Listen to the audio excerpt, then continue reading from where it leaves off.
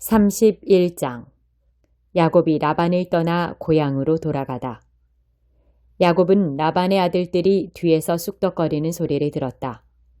야곱이 우리 아버지 재산을 이용해서 자기 입속만 차리는데 우리 아버지는 손해만 보고 있다. 동시에 야곱은 라반의 태도가 달라졌다는 것도 알게 되었다. 자신을 대하는 태도가 전과 같지 않았던 것이다. 그때 하나님께서 야곱에게 말씀하셨다.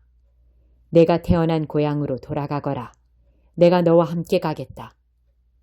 야곱은 라헬과 레아에게 기별하여 그의 가축대가 있는 들에서 만나자고 했다. 야곱이 말했다. 내가 보니 그대들의 아버지가 나를 대하는 태도가 달라졌소. 나를 예전처럼 대해주시지 않소. 그러나 내 아버지의 하나님께서는 변함이 없으셔서 지금도 나와 함께 하고 계시오. 내가 그대들의 아버지를 위해 얼마나 열심히 일했는지는 그대들이 잘 알 것이요. 그런데도 그대들의 아버지는 몇 번이나 되풀이하여 나를 속이고 내 품삯도 번번이 바꿔 세맸소. 그러나 하나님께서는 그대들의 아버지가 내게 해를 입히지 못하게 하셨소. 그대들의 아버지가 얼룩진 것이 자네의 품삯이 될 것이네 하고 말하면 온 가축이 얼룩진 양과 새끼를 낳았고 그대들의 아버지가 이제부터는 줄무늬 있는 것이 자네의 품삯이 될 것이네 하고 말하면 온 가축이 줄무늬 있는 새끼를 낳았소.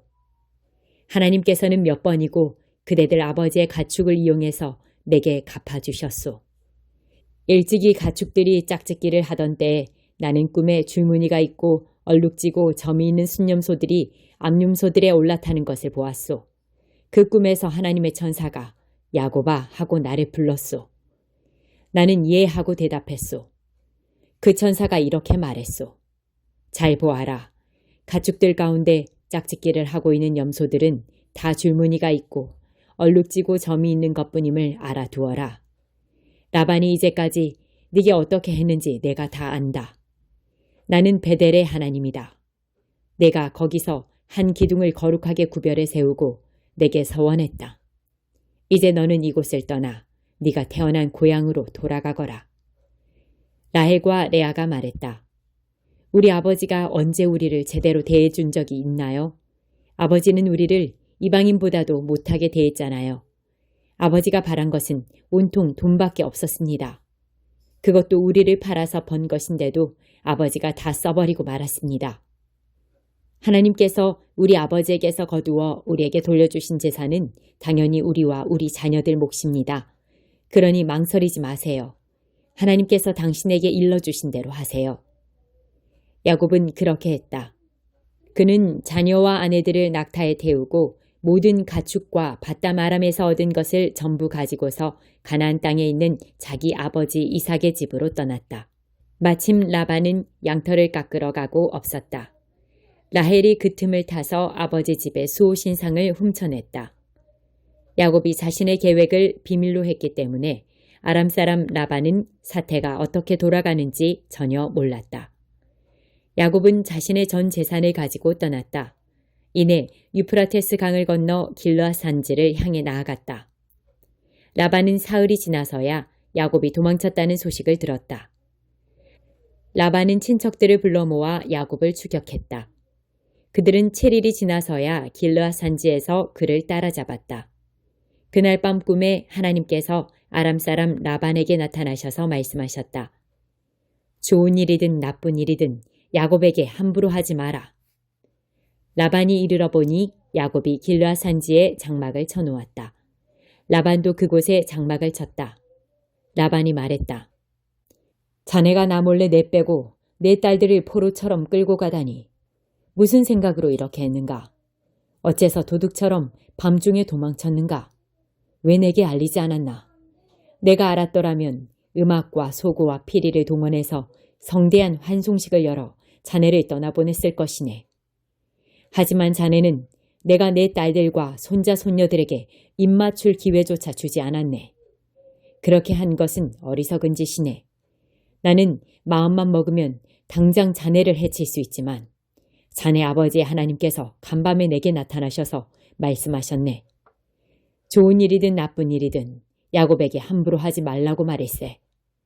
고향이 그리워서 떠난 것은 이해가 되네. 하지만 내 집의 수호 신상은 왜 훔쳐갔는가? 야곱이 라반에게 대답했다. 저는 장인어른이 제게서 장인어른의 딸들을 강제로 빼앗아갈까봐 두려웠습니다. 그러나 장인어른의 수호 신상에 관해서는 여기 있는 누구에게서 그것이 나오거든 그 사람은 살아남지 못할 것입니다. 우리 모두 지켜볼 테니 뒤져보십시오. 장인어른께 속한 것이 조금이라도 나오거든 그것을 가져가십시오. 야곱은 라헬이 수호 신상을 훔쳤다는 사실을 모르고 있었다.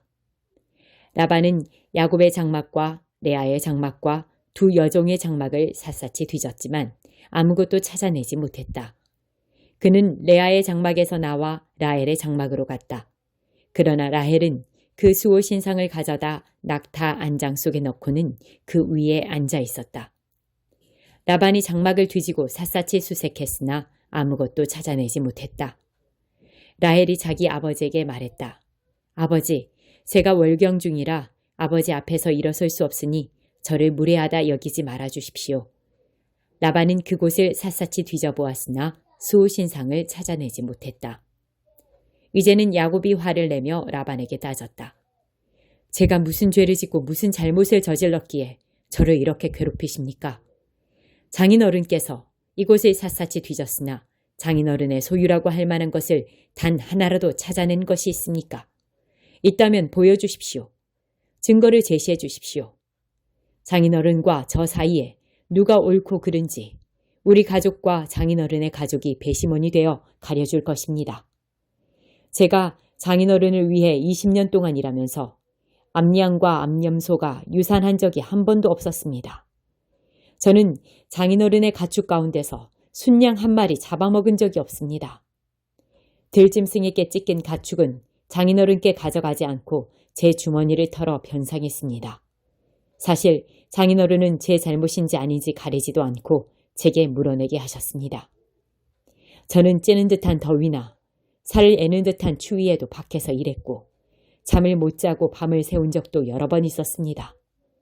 지난 20년 동안 저는 장인어른의 두 딸을 얻기 위해 14년을 종처럼 일했고 장인어른의 가축을 얻기 위해 6년을 더 일했습니다. 그런데도 장인어른은 제 품삯을 10번이나 바꿔 셈했습니다. 제 아버지의 하나님, 아브라함의 하나님, 이삭의 두려우신 하나님께서 저와 함께 계시지 않았다면 장인어른은 저를 빈손으로 떠나보냈을 것입니다. 그러나 하나님께서는 제가 곤경에 처한 것과 제가 얼마나 열심히 일했는지를 아시고 지난밤에 판결을 내려주신 것입니다. 라반이 자신을 변호했다. 딸들도 내 딸들이고 아이들도 내 아이들이고 가축도 내 가축일세. 자네 눈에 보이는 모든 것이 내 것일세. 그러나 내가 내 딸들이나 그 애들이 낳은 자식들을 어찌하겠는가? 그러니 자네와 나 사이에 계약을 맺어 해결하세. 하나님께서 우리 사이에 증인이 되어 주실 것이네. 야곱이 돌 하나를 가져다가 기둥처럼 똑바로 세웠다. 야곱이 가족을 불러 모아 돌들을 가져오시오 하고 말했다. 그들은 돌들을 주워 모아 쌓아 올리고 그 돌무더기 곁에서 음식을 먹었다. 라반은 그 돌무더기를 아람말로 여갈 사두다, 증거의 기념비라고 했고 야곱은 히브리 말로 갈르엣, 증거의 기념비라고 했다. 라반이 말했다. 이제부터 이 돌무더기 기념비가 자네와 나 사이의 증거가 될 것이네. 이 돌무더기를 갈르엣, 곧 증거의 기념비라 부르는 것은 이 때문이다. 이 돌무더기를 미스바, 막루라고도 하는데 이는 라반이 이렇게 말했기 때문이다. 우리가 서로 보지 못할 때에도 하나님께서 자네와 나 사이에 지켜보신다네. 자네가 내 딸들을 박대하거나 다른 아내들을 맞아들이면 주위에 자네를 보는 사람이 아무도 없다 하더라도 하나님께서 자네를 보시고 우리 사이에 증인이 되어 주실 것이네. 라반이 계속해서 야곱에게 말했다. 이 돌무더기 기념비와 내가 세운 이 돌기둥이 증거일세. 내가 이 선을 넘어가 자네를 해치지 않고 자네도 이 선을 넘어와 나를 해치지 않겠다는 증거 말일세. 아브라함의 하나님 나홀의 하나님께서 우리 사이의 일들을 올바르게 해주실 것이네. 야곱도 두려우신 분 곧 자기 아버지 이삭의 하나님께 맹세하며 약속했다. 야곱은 산에서 제사를 드리고 예배한 뒤에 친족들을 모두 식사에 청했다. 그들은 음식을 먹고 그날 밤에 그 산에서 묵었다. 라반은 이튿날 아침 일찍 일어나 손자 손녀와 딸들에게 입맞추고 그들을 축복한 다음 집을 향해 출발했다. 2장 중풍병자를 고치시다. 며칠 후에 예수께서 가버나움에 돌아오시자 그분이 집에 계시다는 소문이 퍼졌다. 무리가 문 앞을 꽉 메워서 아무도 드나들 수 없었다. 예수께서는 말씀을 가르치고 계셨다. 사람들이 한 중풍병자를 4사람에게 들려서 예수께 데려왔다. 사람이 많아서 안으로 들어갈 수 없자 그들은 지붕을 뜯어내고 중풍병자를 들것에 달아 내렸다. 그들의 담대한 믿음에 감동하신 예수께서 중풍병자에게 말씀하셨다. 아들아, 내가 내 죄를 용서한다. 거기 앉아있던 몇몇 종교학자들이 자기들끼리 수군거리며 말했다. 저렇게 말하면 안 되지. 저것은 신성모독이다. 오직 하나님만이 죄를 용서하실 수 있다. 예수께서 그들의 생각을 곧바로 아시고 말씀하셨다. 너희는 어찌 그리 의심이 많으냐? 중풍병자에게 내가 내 죄를 용서한다고 말하는 것과 일어나 내 들것을 들고 걸어가라고 말하는 것 중에 어느 쪽이 더 쉽겠느냐? 내가 인자인 것과 내가 어느 쪽이든 행할 권한이 있다는 것을 분명히 보여주겠다. 그러고는 중풍병자를 바라보시며 이렇게 말씀하셨다. 일어나거라. 내 들것을 들고 집으로 돌아가거라. 그 사람은 그 말씀대로 일어나서 들것을 가지고 모두가 보는 앞에서 걸어나갔다. 사람들은 도무지 믿기지 않아 자신들의 눈을 비볐다. 그리고 나서 하나님을 찬송하며 말했다. 우리 평생에 이런 일은 처음 본다. 의사가 필요한 사람이 누구냐? 예수께서 다시 호숫가를 걸으셨다. 무리가 다시 그분께 왔고 예수께서는 그들을 가르치셨다. 예수께서 거니시다가 알페오의 아들 레위가 자기 일터에서 세금을 걷고 있는 것을 보셨다. 예수께서 말씀하셨다. 나와 함께 가자. 그는 따라갔다. 나중에 예수와 그 제자들이 평판이 좋지 않은 무리와 함께 집에서 저녁을 먹고 있었다. 보기에는 아닐 것 같지만 그들 가운데 적지 않은 사람들이 이미 그분을 따르고 있었다. 종교학자와 바리새인들은 예수께서 그런 무리와 어울리는 것을 보고 그분의 제자들에게 따졌다. 쓰레기 같은 인간들과 친하게 지내다니 이게 무슨 본이 되겠소? 예수께서 들으시고 반박하셨다. 의사가 필요한 사람이 누구냐? 건강한 사람이냐? 병든 사람이냐? 내가 여기 있는 것은 영적으로 건강한 사람을 초청하려는 것이 아니라 죄로 병든 사람을 초청하려는 것이다. 잔치인가 금식인가? 요한의 제자들과 바리새인의 제자들은 금식하는 습관이 있었다. 몇몇 사람들이 예수께 와서 따졌다. 요한을 따르는 이들과 바리새인들은 금식 훈련을 하는데 당신을 따르는 이들은 왜 그렇게 하지 않습니까? 예수께서 말씀하셨다. 즐거운 결혼식 중에는 빵과 포도주를 아끼지 않고 실컷 먹는다. 나중에 허리띠를 졸라맬 일이 있을지 모르지만 지금은 아니다. 신랑 신부와 함께 있는 동안에는 즐겁게 보내는 법이다. 정겨운 축하의 모닥불에 찬물을 끼얹는 사람은 없다. 하나님 나라가 임한다는 것은 바로 이런 것이다. 예수께서 계속해서 말씀하셨다. 멀쩡한 스카프를 잘라서 낡은 작업복에 대고 깁는 사람은 없다. 서로 어울리는 천을 찾게 마련이다. 그리고 금이 간 병에는 포도주를 담지 않는 법이다. 어느 안식일에 예수께서 곡식인 무르익은 밭 사이를 걷고 계셨다. 제자들이 길을 가다가 곡식 이삭을 땄다. 바리새인들이 그 일로 예수께 말했다. 보십시오. 당신의 제자들이 안식일 규정을 어기고 있습니다. 예수께서 말씀하셨다. 너희는 다윗이 배고플 때 자기와 함께한 동료들과 한 일을 읽어보지 못했느냐? 그가 성소에 들어가 대제사장 아비아달이 보는 앞에서 제단에서 간 물려낸 빵, 곧 제사장들 외에는 아무도 먹지 못하게 되어 있는 거룩한 빵을 먹고 자기 동료들에게도 주지 않았느냐? 이어서 예수께서 말씀하셨다. 우리를 위해 안식일이 만들어진 것이지 안식일을 위해 우리가 만들어진 것은 아니다.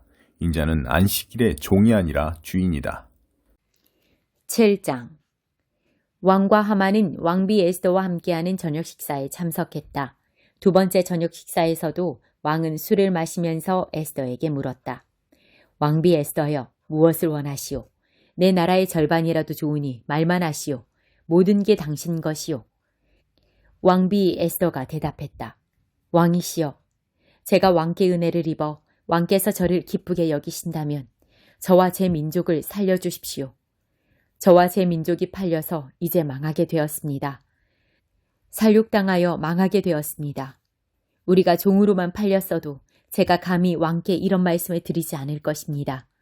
우리의 근심도 왕을 성가시게 할 정도는 아니었을 것입니다. 아수에로 왕이 크게 화를 냈다. 그런 극악무도한 짓을 꾸민 자가 누구요? 그 자가 지금 어디 있소? 에스더가 말했다. 그 원수, 그 대적은 바로 이 악한 자 하만입니다. 순간 하만은 왕과 왕비 앞에서 공포에 질렸다. 왕이 크게 분노하여 술잔을 내려놓고 자리를 박차고 일어나 왕궁 정원으로 들어갔다. 하만은 거기 서서 왕비 에스더에게 살려달라고 애원했다. 왕이 자신을 끝장내리라는 것과 자신의 운이 다한 것을 그도 알 수 있었다. 왕이 왕궁 정원에서 연회장으로 돌아오니 하만이 에스더가 기대 누운 침상에 엎드려 있었다. 왕이 버럭 소리를 질렀다. 이자가 나를 지척에 두고 왕비를 겁탈하려 드는구나. 왕의 입에서 그 말이 떨어지자 하만의 얼굴에서 핏기가 가셨다. 왕을 시중들던 내시 가운데 하르보나가 말했다. 저쪽을 보십시오. 하만이 왕의 목숨을 구한 모르드게를 매달려고 세운 교수대입니다. 하만의 집 바로 옆에 있는데 높이가 23m입니다. 왕이 말했다. 이 자를 거기에 매달아라. 하만은 모르드게를 매달려고 직접 세운 바로 그 교수대에 자신이 매달렸다. 그제야 왕의 불같은 분노가 가라앉았다. 2장. 하나님을 만만히 여기지 말라. 그들은 그렇게 어둠 속으로 끝없이 추락하고 있습니다. 그러나 여러분이 그들에게 손가락질할 만한 고상한 위치에 있다고 생각한다면 생각을 바꾸십시오. 누군가를 비난할 때마다 여러분은 자신을 정죄하는 것입니다. 여러분도 다르지 않기 때문입니다. 남을 판단하고 비난하는 것은 자신의 죄와 잘못이 발각되는 것을 모면해 보려는 흔한 술책입니다. 그러나 하나님은 그렇게 호락호락하신 분이 아닙니다. 그분은 그 모든 술책을 꿰뚫어 보시며 그러면 너는 어떤지 보자고 하십니다. 혹시 다른 사람을 손가락질하면 여러분이 저지른 모든 잘못에 대해 하나님의 주의를 돌릴 수 있다고 생각했습니까? 하나님의 책망을 면할 수 있다고 생각했습니까? 하나님은 너무나 좋은 분이므로 여러분의 죄를 그냥 눈감아 주실 것이라고 생각했습니까? 그렇다면 처음부터 생각을 완전히 달리하는 것이 좋습니다. 예, 하나님은 좋은 분이십니다. 그러나 결코 만만한 분은 아니십니다. 하나님이 좋은 분이라는 말은 우리 손을 꼭 붙잡고서 우리를 근본적인 삶의 변화 속으로 이끌어 주신다는 말입니다. 얼렁뚱땅 넘어갈 생각은 마십시오. 하나님을 거부하고 회피하는 일은 다 무엇이든 불을 키우는 일입니다. 그 불이 마침내 뜨겁게 활활 타오를 날 하나님의 의롭고 불같은 심판의 날이 다가오고 있습니다. 착각하지 마십시오. 여러분은 결국 여러분이 자초한 결과에 직면하게 될 것입니다. 하나님 편에서 일하는 이들에게는 참 생명이, 자기 마음대로 살기를 고집하며 쉽게만 살려는 이들에게는 불이 찾아올 것입니다. 하나님의 길을 거부한다면 될 수밖에 없습니다. 여러분이 어디에서 살았고 어떤 부모 밑에서 자랐고 어떤 학교를 다녔는지는 아무 상관이 없습니다. 다만 여러분이 하나님이 행하시는 길을 받아들이고 따르면 어마어마한 유익이 있을 것입니다. 이 또한 여러분의 출신이나 성장 배경과는 아무 상관이 없습니다. 여러분이라고 해서 하나님께 자동적으로 인정받는 법은 없습니다. 하나님은 여러분에 대한 다른 사람들의 말 혹은 여러분 스스로의 생각에 전혀 상관치 않으십니다. 그분은 스스로 판단하십니다. 죄인 줄 모르고 죄를 짓는 경우라면 하나님은 정상을 참작해 주십니다. 그러나 죄인 줄 알면서도 죄를 짓는다면 그것은 완전히 다른 이야기입니다.